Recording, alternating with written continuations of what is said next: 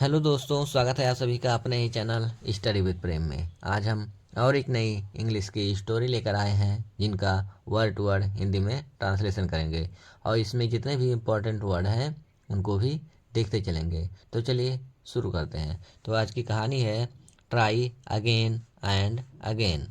Try का मतलब होता है कि प्रयास करना। अगेन एंड अगेन का मतलब होता है कि बार बार।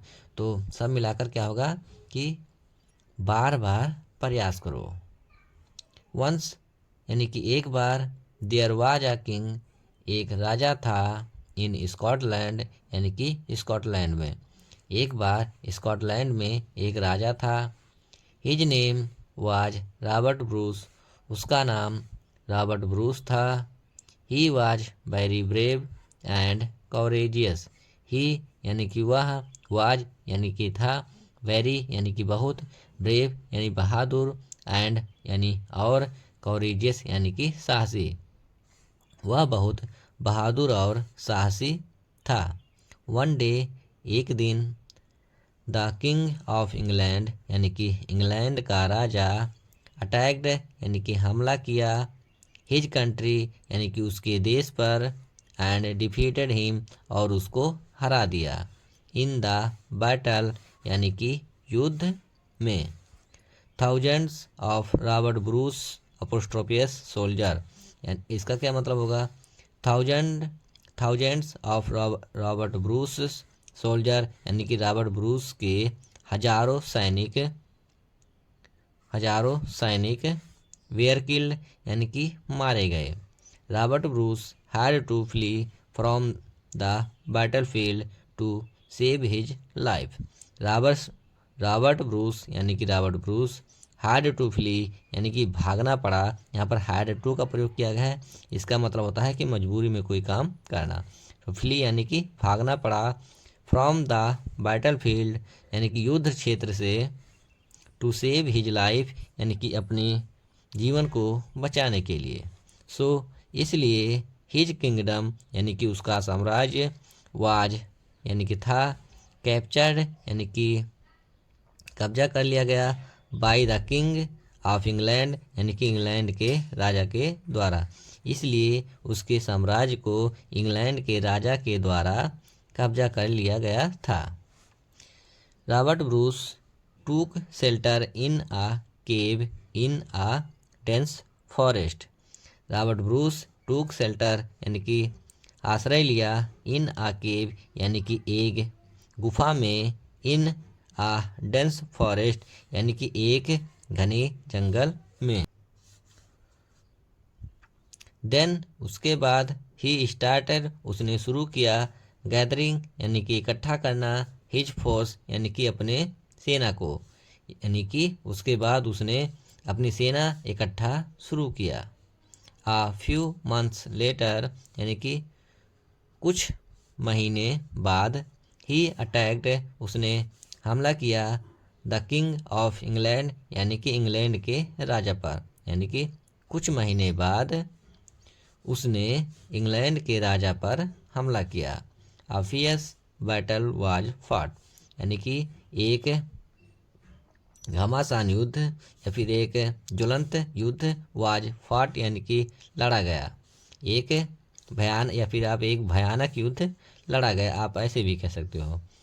अनफॉर्चुनेटली यानी कि दुर्भाग्य से, Robert Bruce was defeated again, दुर्भाग्य से रॉबर्ट ब्रूस दोबारा हार गया। देन उसके बाद, he mounted many attacks on England, उसके बाद उसने इंग्लैंड पर कई बार हमला किया।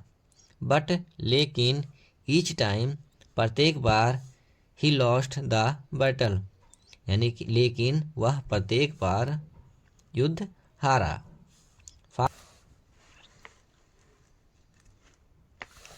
Finally he was so disappointed यानी कि फाइनली वह बहुत ज़्यादा निराश हो गया कि, दैट यानी कि ही गेव अप कि उसने छोड़ दिया, द आइडिया ऑफ फाइटिंग यानी कि लड़ने का विचार, विथ इंग्लैंड यानी कि इंग्लैंड से।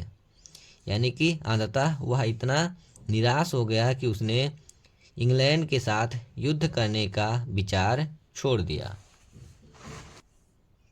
वन डे, एक दिन, when Bruce was resting in his cave, एक दिन जब ब्रूस यानी कि ब्रूस was resting यानी कि आराम कर रहा था, in his cave यानी कि अपनी गुफा में, यानी एक दिन जब ब्रूस अपनी गुफा में आराम कर रहा था, his eyes यानी कि उसकी नज़र, fell यानी कि पड़ी, upon a spider यानी कि एक मकड़े पर, उसकी आंखें एक मकड़े पर या फिर उसकी नज़र एक मकड़े पर पड़ी।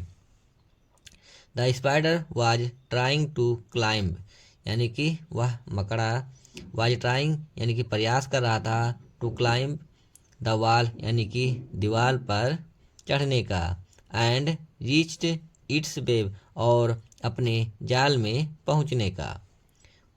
वाइल क्लाइंबिंग आ लिटिल यानी कि थोड़ा चढ़ने पर ही द स्पाइडर यानी कि वह मकड़ा, फेल ऑन द ग्राउंड यानी कि ज़मीन पर गिर पड़ा। It fail a number of time यानी कि वह, यानी मकड़ा की बात की जा रही है इसलिए यहाँ पर इट लगा है, वह कई बार गिरा।